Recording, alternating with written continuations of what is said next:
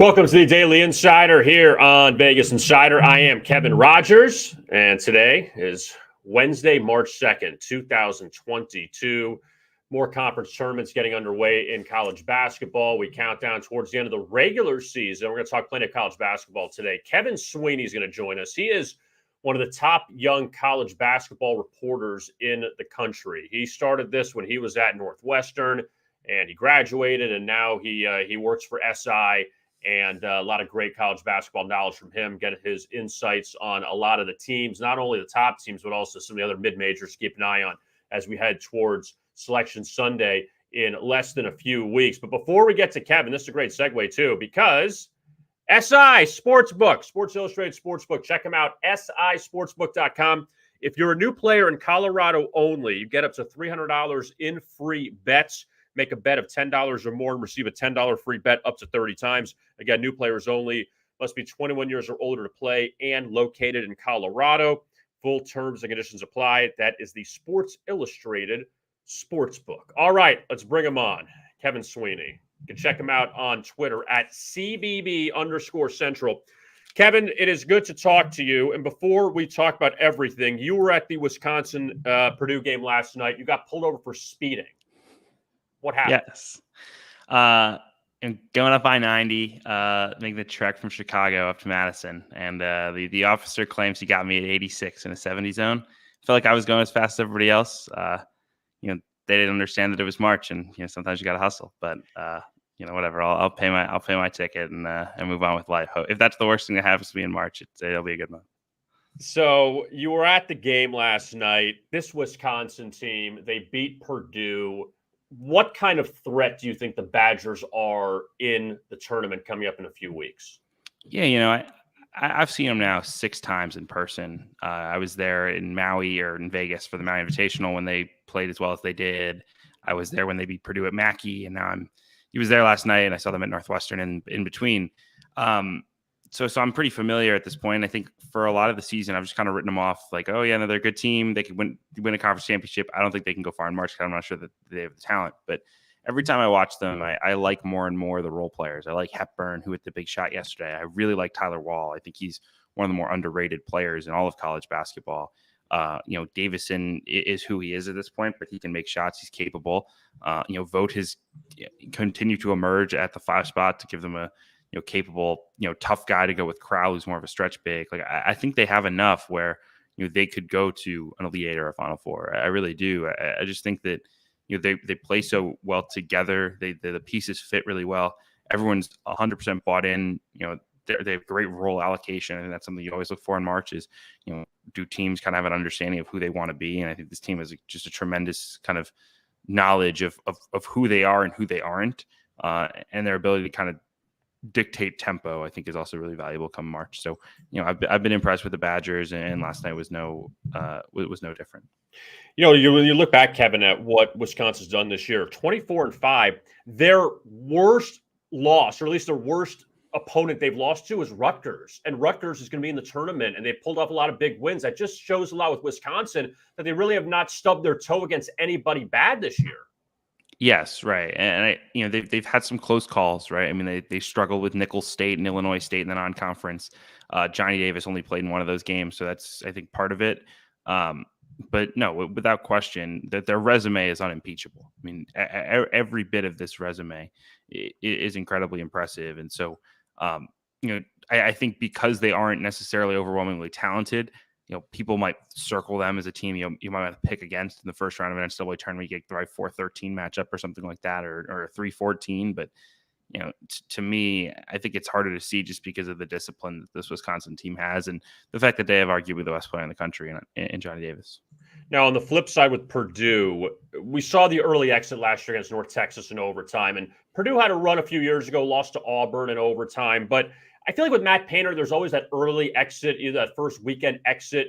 How far do you think Purdue can go? I know that we can't just write them off for back-to-back losses. We know Michigan State's all over the place. They lost that game and then the loss to Wisconsin last night. But you think Purdue can make any kind of run here, or is this going to be a typical Boilermaker meltdown early on in the tournament? Yeah, I mean, the defense has been the concern really for me all year long, and it hasn't really improved. I think that's the really concerning thing.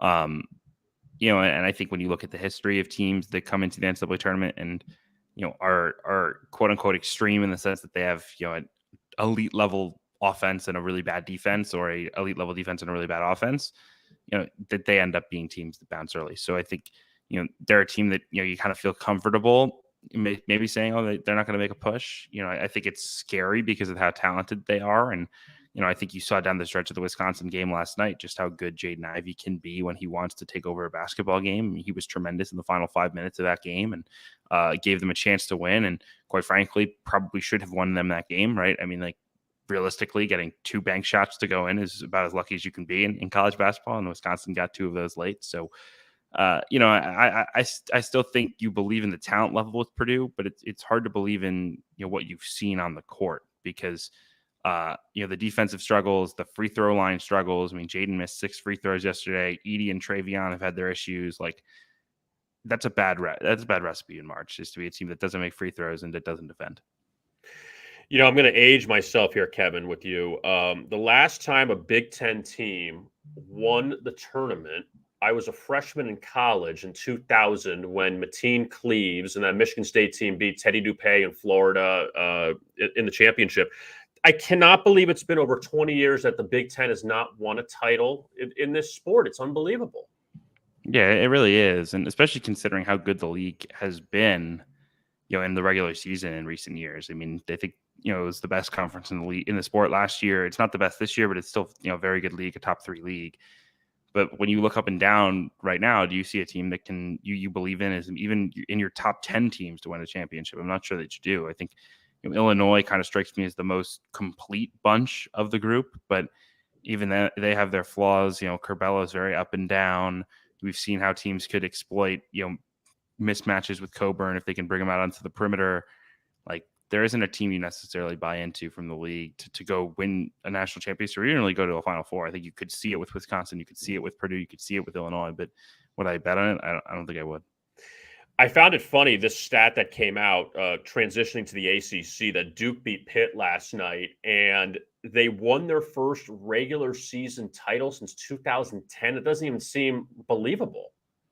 It is crazy. And I thought at some point, when you saw them lose early to Miami and early to Florida State, you were like, if Duke doesn't win it this year, when they are overwhelmingly more talented than everyone in the conference, when the league is, historically down, when it's Coach K's last season, when are they going to win it? Like, are they ever winning it again? And they were able to get over the hump and do it finally. I think, not necessarily unsurprisingly, I thought the way that they've played throughout the season, they've been clearly the best team and have done a nice job of avoiding some of the bad losses they had in early January as they've gotten deeper into conference play. They're playing really good basketball right now. I think defensively they have the chance to be a lead. I think Mark Williams is one of the most kind of underrated players in the country with the way he impacts the game when he's on the floor. And obviously the emergence of AJ Griffin as a second scorer next to Paolo has been beneficial as well. And you know what, too, Kevin, when you break down Duke, even they had the win over Gonzaga in Vegas. They're 26-4. You lose to Ohio State by 5, 2 to Miami, 1 to Florida State in overtime, and Virginia hits that last second 3 at Cameron. You're a couple bounces away from maybe being, you could be 28-2 at this point. I mean, absolutely. And look, the Ohio State game, they were the better team. Like, they dominated that game for like 35 minutes, and then Ohio State went on a quick spurt, and Duke just didn't respond to it well. I think you could make the case that they've outplayed their opponent in every game they've played. I mean, maybe the Miami game honestly was the only one, and Miami's guards just kind of went berserk from 3. I just think when you watch Duke, the talent level is really impressive. I think the games to be critical of Duke are not even the losses as much as they are some of the games in ACC play where they've let teams hang around that aren't very good. I mean, you can go through and, how do you play Clemson to 2 points at home, right? Like, how do you play, Wake Forest to 2 points? Wake Forest tournament team. I don't know, maybe that's unfair, but, how do you lose to Virginia, who's, a Q3 game, right? How do you let NC State hang around? Like, they've let a lot of teams that aren't very good hang around. That to me is more concerning than, you lost by, 5 to Ohio State, or you lost by, 1 to Virginia. Duke plays Carolina on Saturday at Cameron. We saw Duke annihilate them already once in Chapel Hill. The Tar Heels with Hubert Davis at the helm this year, do you think they can win a game or two in the tournament? I mean, are they solidified in? What are your thoughts on the Tar Heels? It's hard to say that they can't win a little bit if they get in because they're so talented, right? I mean, Caleb Love and RJ Davis are explosive in the backcourt, and you have Baycott in the middle, who's, a tremendous rebounder and a really good low post guy. Like, I think it's hard to say that, hard to write them off. They're a hard team to trust for me because they just don't guard. And it's so frustrating because they have the personnel to be pretty good defensively, and the effort has just never really been there. In terms of their, will they get in? I think they will. Obviously, if they beat Duke, it's a lock. If they beat Duke on Saturday, it's over. They're going to be in. If not, I think they probably need one win in the ACC tournament. If they lose their first game, it could be a little bit of trouble.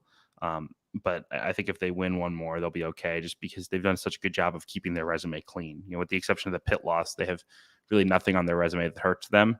And they've just kind of stacked up these Q2 games to make up for the fact that they have only one Quadrant 1 win. Who do you have the most faith in the SEC? I mean, when you look at Auburn, they were number one for a bit. They had that Arkansas loss. Obviously, Kentucky has just been, there the whole season. Arkansas has made a great run to get back into this thing. Tennessee is still kind of hanging around at the top of the conference. But who in your mind is the best team in the SEC? Yeah, it's hard. I mean, I guess I would lean towards Kentucky right now if I had to take one. I just think the point guard play from Auburn lately has been concerning, especially away from home.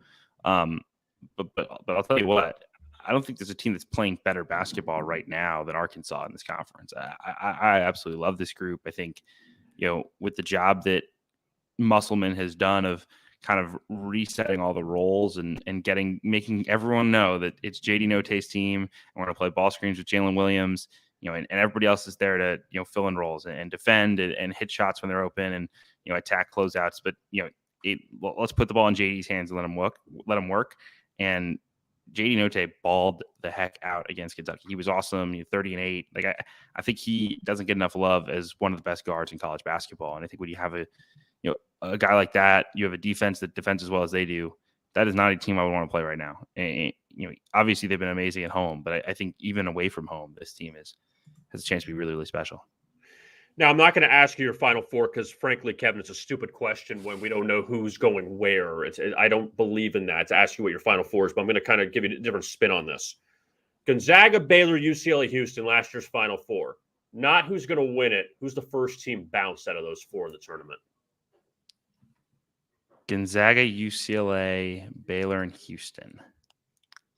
I'll say Houston. I mean, I give Kelvin Sampson tremendous credit, because he is, to lose Marcus Sasser and to lose Tremont Mark in December, have to kind of rework your whole team, is unbelievably hard to do.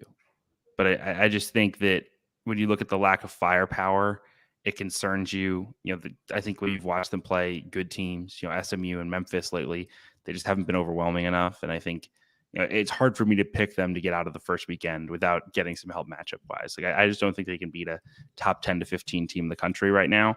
And that's probably what they're gonna have to do if they're especially if they fall to the sixth line, which I think is possible despite their lofty metrics. So, the lack of Quadrant 1 wins really hurts them. What you just brought up, I mean, talk about the American. What about Memphis? Like, Penny was getting a lot of crap earlier in the season. They had some bad losses, some really questionable. They lost to Georgia. I mean, Iowa State, they got blown out in that game. Iowa State was an improved team. We know that they're not really a top-tier team in the Big 12. But, losing at East Carolina, they had some really bad ones. They've come on of late. Can Memphis make any kind of run? They have the talent. Can make any kind of run in the tournament? Playing really good ball right now. I think one of the things, obviously, that's helped turn it for them is defensively. They've always been really good under Penny defensively because he's done a great job kind of throughout his tenure of coaching effort and getting guys to play hard. And when you have the athletes that they do to play, if you play hard, you're going to be really dangerous. But I just think, like, as they've started to guard, they're going to be really dangerous. They've kind of figured out the mix without, taking Amani Bates out. I think has been addition by subtraction, just because it's kind of solidified everyone else's roles and what they're supposed to do. So yeah, I think once they get in, they're a dangerous club. Like, that's not a team I want to play because even without Amani, they have top 25 talent. They play really hard. They're long. They're athletic. Like, yeah, I would not be surprised at all if they made a push once they get in the field. Now, the top against the spread team in the country is in the state of Tennessee. It's not Tennessee. It's not Memphis. It's Middle Tennessee State. They're 25-2, 20 wins, 5 losses, 2 pushes. They're 22-7 overall. They were predicted to finish towards the bottom of Conference USA. It's got to be the biggest turnaround. I mean, Iowa State was up there earlier in the year as far as one of the great turnarounds, but is Middle Tennessee State the best turnaround team in the country? I don't know if they're the best, but they have been really, really good. I mean, I had kind of written off the Nick McDevitt era. I came in from UNC Asheville. I thought it was a good hire, and they'd really struggled for 3 years. And he's just kind of found the right mix this year. And, they really defend. They force turnovers.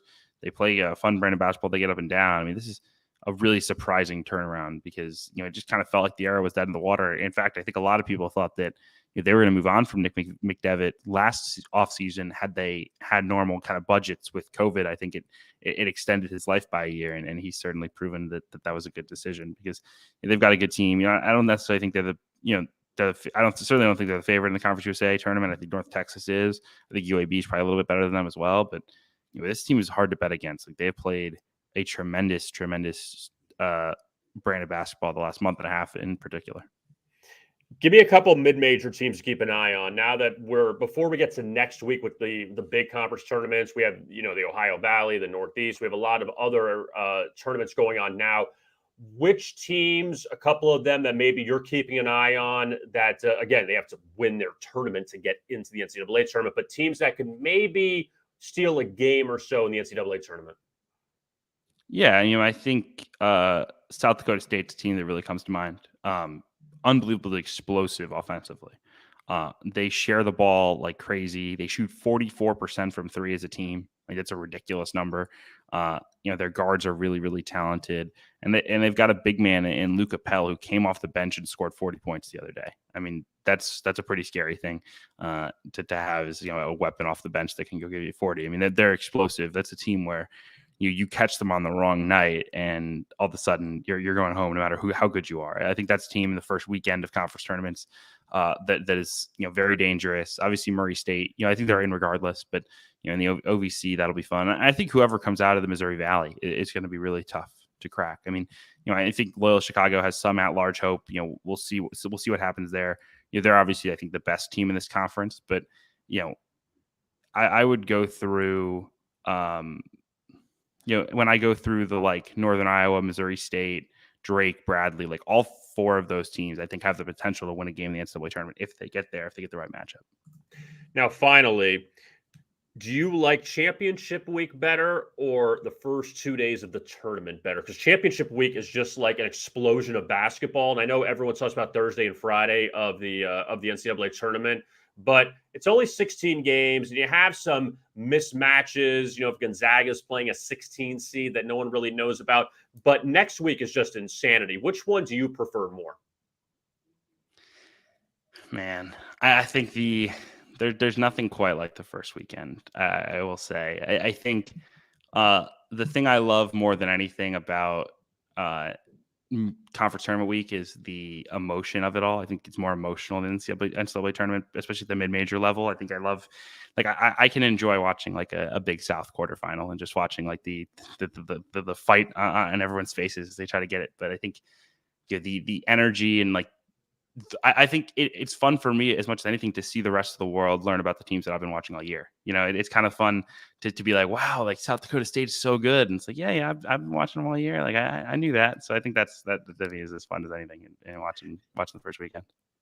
Kevin Sweeney, he does a great job covering college basketball. He's done it since he was in college at Northwestern, and now he's now a professional since he's out of college. You can check him out on Twitter at CBB_Central. Also, he covers college basketball for Sports Illustrated, so it's not a bad job out of college. So I gotta give you that one. But you could follow Kevin. Check him out. So much knowledge about college basketball now, especially as we get into the conference tournaments and the NCAA tournament later this month. Kevin, thank you so much for the time. We'll talk to you again soon.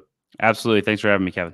All right, you got it. There is Kevin Sweeney, and he definitely. I followed him on Twitter before he even graduated because he had so much great information. Just look, hey, it's not an easy job, and especially covering college basketball where there's 350-something teams to be on top of all of that. But Kevin does a really good job with all of that, so check him out. You can find him there on Twitter at CBB_Central. Now, I want to transition to NBA since we have a decent card tonight, and we've seen a lot of favorites come through recently. We'll see if that continues, and let's begin with the Hornets and the Cavs. Now, Cleveland has the best defense in the league. Charlotte, they score a ton of points. Charlotte's off of this very embarrassing, well, okay, let me rephrase that. I don't want to say embarrassing loss. I mean, lost to the Bucks, but Charlotte has dropped 8 of 10. They've gone completely backwards. They lost to Milwaukee 130-106 back 2 nights ago. That was a game that was very competitive early. It was 32-32 after the first quarter.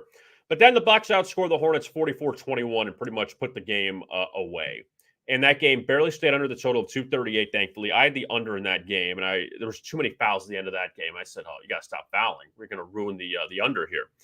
But Charlotte, before that, lost on a buzzer beater to Detroit, and they just haven't been good. So now they go to Cleveland, where the Cavaliers all of a sudden have fallen back to earth from not only a straight-up perspective, but an ATS perspective.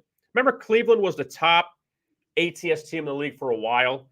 They are 1-4 straight up, 0-5 against the spread the last 5 games. So Cleveland, who was like a covering machine every single night, that's not the case right now. They're coming off a loss to Minnesota back on Monday by 5, 127-122, getting 3.5. And Cleveland was going through a major stretch of not allowing 100 points at home. It was about 6 straight games. They gave up 127 to Minnesota. Now you're facing a Charlotte team that could score 2. So that total of 219.5. Road team has won the first 3 meetings between these teams. Hornets won in Cleveland way back in October, and Cleveland won in Charlotte the last 2 meetings. Pacers and the Magic, they just played a few nights ago, so we'll do it again tonight in Orlando. And both these teams not in playoff contention, but the Pacers did lose to the Magic on Monday, 119-103 as 3-point dogs. Now the Pacers flipped to a favorite. Malcolm Brogdon expected to play tonight for Indiana. It was a good fade spot on the Pacers Monday off the Celtics win the day before, since Indiana had not really racked up a lot of back-to-back wins recently. Now they're off a loss and a day of rest. Orlando off of a couple wins in a row. I mean, break up the Magic. All of a sudden now they have, 15 wins on the season and 7 at home, getting a little bit better. But when you look back at what they've done as a home dog, home favorite, they've actually been all right. Home dog, losing by 21 to Atlanta, 23 to Boston, 20 to Memphis. Did upset Dallas. Did upset the Bulls. Lost by 11 to the Lakers. Lost by 10 to the Blazers. So some of those games, I mean, Boston, Memphis, Atlanta. I mean, Atlanta's a borderline playoff team. But still good teams and beat Dallas. Could be a tough one tonight for Orlando. Knicks and the 76ers from Philadelphia. First home game for James Harden as a Sixer. First 2 games were on the road, beating the Timberwolves and beating the Knicks. Now they play the Knicks again at Wells Fargo Center. New York has totally spiraled out of control. They've lost 9 of 10. They have actually, let me bring up the number here. What's the number I dug up on them? 3-15 in the last 18 for the Knicks. That's unbelievable. 1 road win. That came at Golden State. Now they're getting 10.5 against the 76ers. Here's why I like the Knicks. You're going to think I'm nuts. They've lost 5 straight. Last 4 coming at home. Now you're going on the road. You're getting 10.5. Philly 0-4 ATS. Last 4 laying 9.5 or more. Also Philly off of 3 straight road wins. Last time I played at home, remember that Boston massacre against the Celtics back on February 15th before the All-Star break? But again, Harden wasn't there or wasn't in uniform. Still, that's a lot of points I feel like the Sixers laying, even though as bad as the Knicks have been. The Jazz and the Rockets in Houston tonight, and Utah 2-touchdown favorite in this one. So the Jazz, things turn around when your best player is playing, and Donovan Mitchell's back, so they've won 8 of 9, and they beat Phoenix on Sunday. Again, the Suns not the same team without Chris Paul, but 118-114 win for the Jazz over the Suns, so they've beaten already the Suns and the Mavs out of the gate. in the second half. Rockets lost at home to the Clippers last night by 13. We know how bad the Rockets are. And except for that, 7-game winning streak, whatever they had earlier in the season, they're 15-46, the Rockets. But Houston, they have not won in a while. 3 straight unders for them. Back-to-back losses to the Clippers. They lost to the Clippers 3 times in the last 2 weeks already. But Utah actually lost to Houston back in January as 14-point favorites. Last time they played in Utah back on February 14th on Valentine's Day, Jazz laying 15.5. They won by 34. I'd say that's a stay-away game. This is not a stay-away game. This is a really good game. The Heat and the Bucks in Milwaukee. And these teams have played in the playoffs the last few seasons. Remember, the Heat knocked out the Bucks in the bubble. Bucks beat the Heat last year in the first round. And Miami rolling. They've won 9 of 10. They're coming off a win over the Bulls. So now they got a little bit of separation for the top spot in the East. Still a long way to go. Milwaukee's hanging around. They ended their 2-game slide by beating Charlotte. And Milwaukee is scoring a ton. 130, 123, 120, 128 the last 4. But so far the Heat have won 2 of the first 3 meetings with the Bucks. And all 3 games have not really been majorly competitive. 137-95 in the opener for the Heat. 124-102 for the Bucks in December in Milwaukee. And then a 9-point win for the Heat last time around. But they were pretty substantial dogs at home. Jimmy Butler didn't play. Bam Adebayo didn't play. And the Heat getting 4.5 here. A rare dog spot for them against the Bucks. The Kings and the Pelicans in New Orleans. And Sacramento's beaten New Orleans twice already this season. Of course they have. Last time, though, Brandon Ingram didn't play. That was the game in Sacramento in early November. So these teams played twice really early in the season. The Kings beat them twice. And that was when Sacramento was actually playing well. And obviously they've kind of reverted back to what they are. But they did snap a 4-game skid by beating up Oklahoma City on Monday, 131-110. 6-2 to the over since De'Aaron Fox has returned to the lineup. So they're scoring a lot more. They're also giving up a lot more. New Orleans, let's see what they're made of, because they are back at home after beating the Suns and Lakers. And I get the Lakers aren't what they were, and they've fallen apart. But winning by 15 at Phoenix and winning by nearly 30 at LA, those are impressive wins. And again, no Chris Paul for the Suns, no Anthony Davis for the Lakers. I don't care. 2 really good wins for the Pelicans. But recently at home, 1-4, their last 5. 3 of the losses to Dallas, Memphis, and Miami. Sacramento's not on that level. But last time the Pelicans were favored at home, they lost by 10 to the Spurs. So we'll see how that one goes. The Thunder and the Nuggets, Northwest Division battle in Denver. And these teams met twice already in Oklahoma City. They split both low-scoring games, 108-94 for the Thunder back in late December. Nuggets beat the Thunder 99-95 in early January. Both games easily stayed under the total of 214, 215.5, now 225.5 for this meeting. Oklahoma City has not been good at home, but better on the road, at least covering numbers. They've covered 4 in a row on the road, and Oklahoma City is still one of the best ATS teams in the league, 36-21-4. Denver, they are red hot right now. 6 straight wins, 8 of 9. And also in this stretch, they are 7-2 against the spread. The only 2 covers they didn't get were against the Kings and the Magic as heavy favorites at home. Now they're again a heavy favorite here against the Thunder. But I'll be curious to see how that total goes, considering the first 2 games stayed really under the total, and now you really jacked it up. Blazers and the Suns, final game tonight in the NBA. Phoenix, I don't want to say hitting the skids. They're 49-12. Let's not be dramatic here.